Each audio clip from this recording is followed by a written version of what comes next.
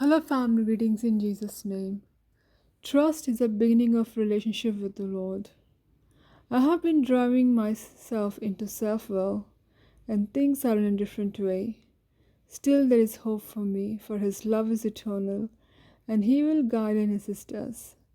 I was in prayer. The Lord began to speak to me. He began, "I am glad that you're trusting me. Trust this is the beginning with me. You're learning to trust in all things. I'm teaching to pray and lean on me. He is there opposing you, but trust.